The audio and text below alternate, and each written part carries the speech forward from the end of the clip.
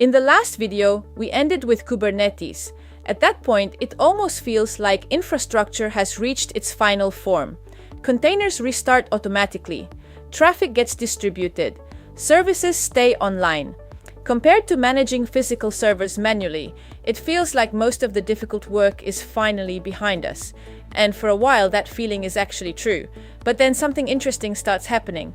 The problems move. Not because Kubernetes failed, but because success changes what becomes difficult. When infrastructure is small, one team usually owns everything. One deployment pipeline, one routing configuration, one person can still understand the entire system. But as systems grow, traffic slowly stops being the main challenge. Coordination becomes the challenge. And that is where our story starts today. When systems are still small, most infrastructure decisions happen naturally. There are fewer services, fewer deployments, fewer dependencies. People know who owns what. But once platforms become successful, those assumptions slowly stop scaling. More teams appear, more services appear, and eventually different groups need to change different parts of the same infrastructure. At first, this usually feels manageable. Then one day you realize that changes became slower, even though the technology became faster. That is usually the signal that the problem changed. Most teams initially react the same way. Add another dashboard, add another approval process, add another layer. But over time, something becomes obvious. The bottleneck is not performance anymore. The bottleneck is understanding.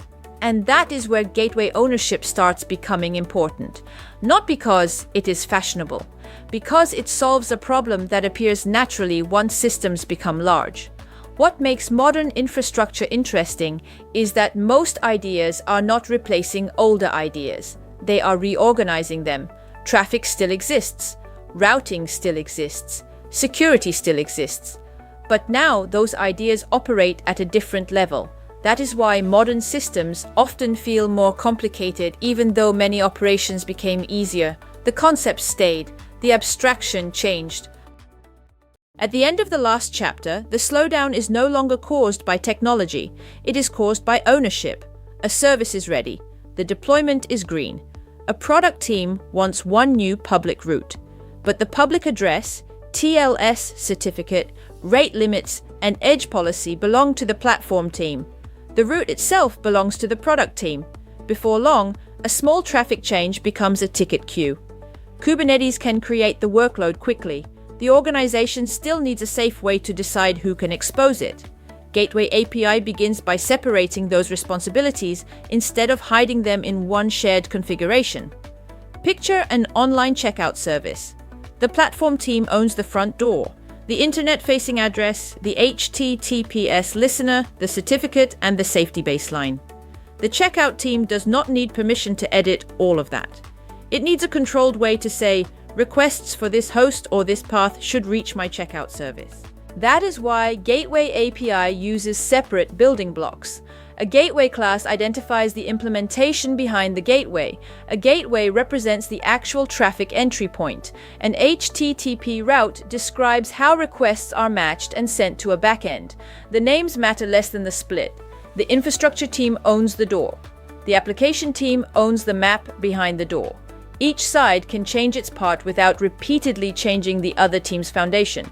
Now a release becomes understandable.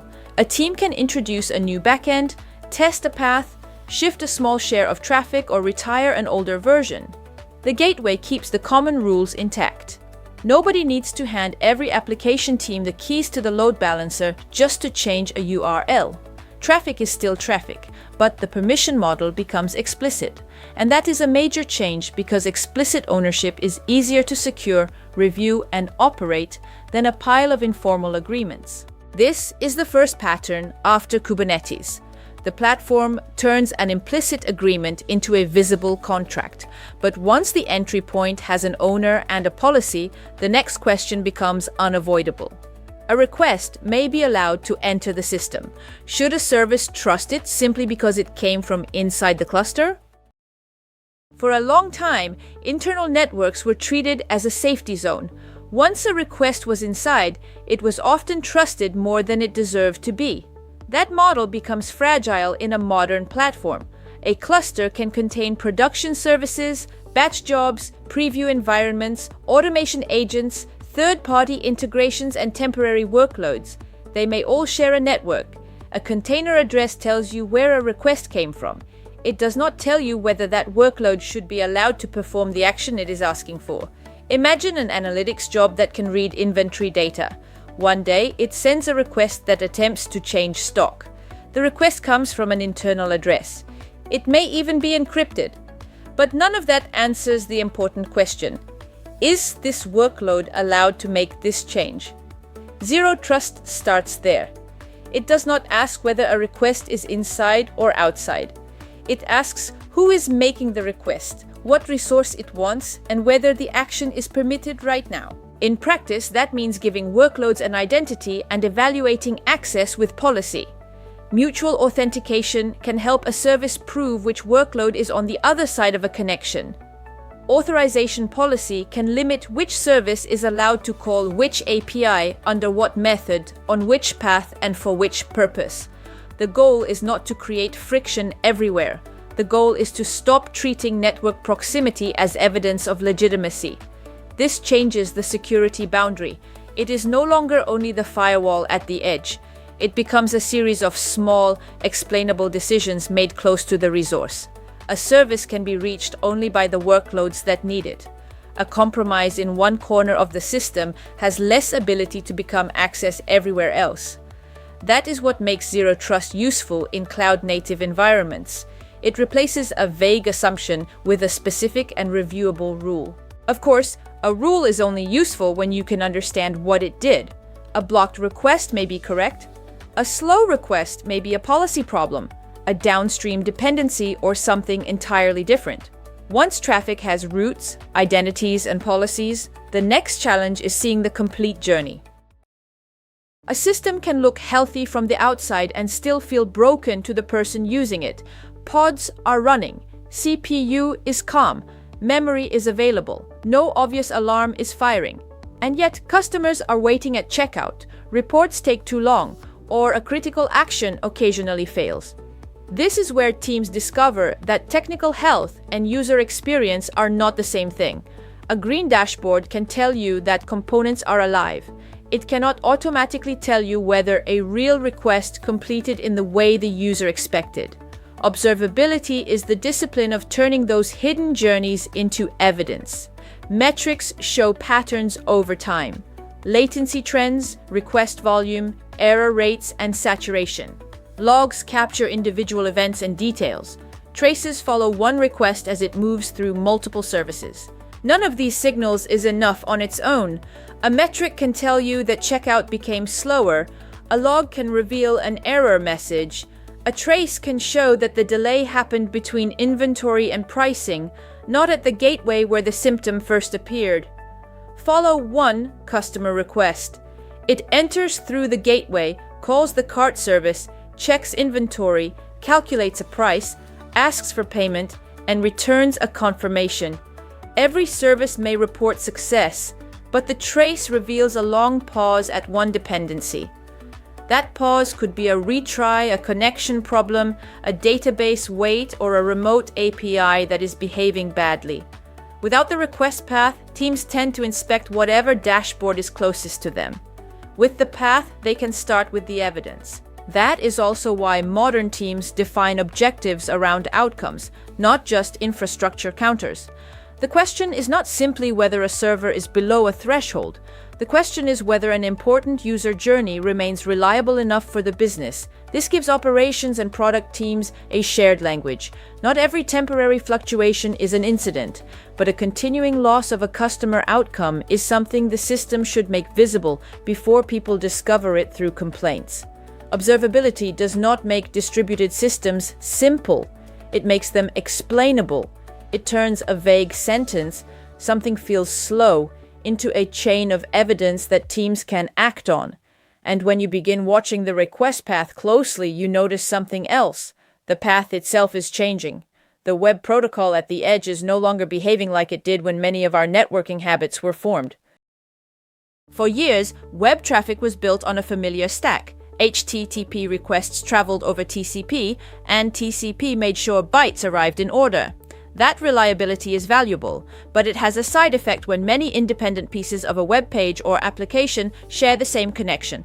If one packet is lost, later data may have to wait while TCP restores the missing piece. Even when the lost data belongs to a different stream, the connection can be held back. The result is a kind of queue that users do not see, but they can feel. HTTP/3 changes that model by using QUIC as its transport. QUIC runs over UDP, manages its own streams, and uses modern encryption. The important result is not that UDP is magically faster. The important result is that separate streams can make progress independently when another stream has a loss. That matters for real internet conditions: busy Wi-Fi, mobile networks, changing signal quality, and the messy paths that exist between a user and an application edge. HTTP/3 also reflects how people use applications now. A device can move from Wi-Fi to mobile data. Network paths can change while a session is still active.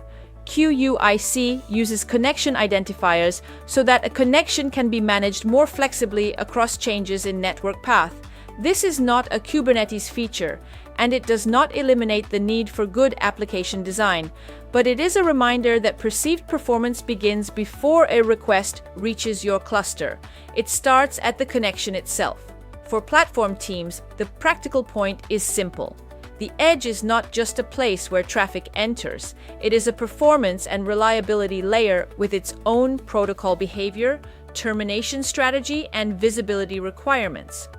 A modern gateway can route a request well inside the cluster, but the user experience may already have been shaped by what happened before the request reached that gateway.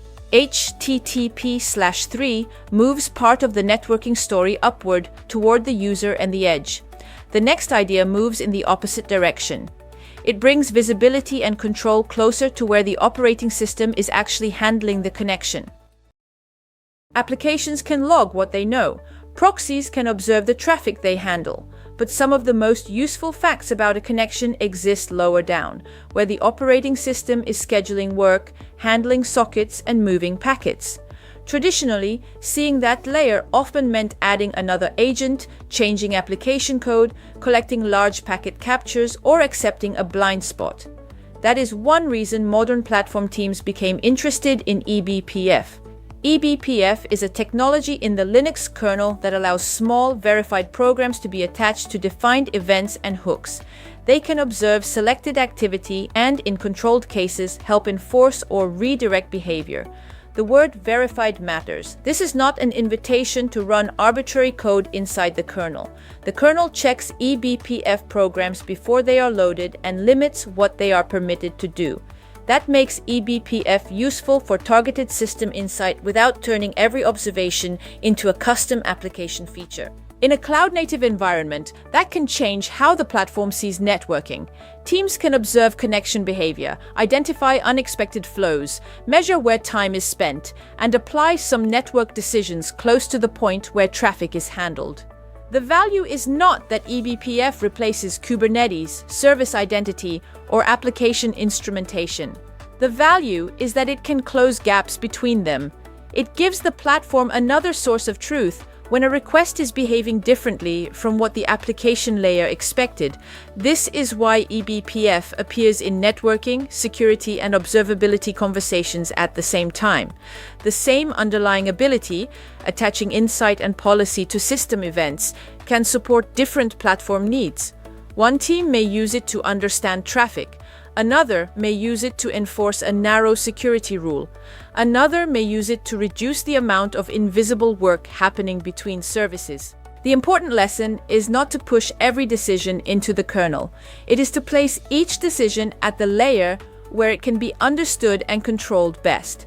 After Kubernetes, infrastructure does not become one final product. It becomes a set of clearer boundaries. Gateways make entry points explicit. Identity makes trust explicit. Observability makes behavior explicit. HTTP/3 modernizes the connection. eBPF opens a deeper view into the machine. The system is still made of the same basic ideas: requests, routes, policies, services, and data. What changed is the level at which we can organize them. In the first video, we followed a request from a server to Kubernetes. In this one, we followed what happens after the cluster becomes a platform. Gateway API turns the public entry point into a contract. Zero Trust turns location into identity and policy. Observability turns a vague problem into evidence. HTTP/3 changes how modern connections behave at the edge. eBPF gives the platform a deeper view of the machine that is carrying the traffic. None of these ideas replaces the earlier ones. They build on them. The root still exists, security still exists, networking still exists. The abstractions became more deliberate. That is the real story after Kubernetes. Infrastructure did not become simpler. We became better at placing responsibility, trust, and visibility at the right layer. You stop memorizing tools. You start recognizing patterns. See you in the next one.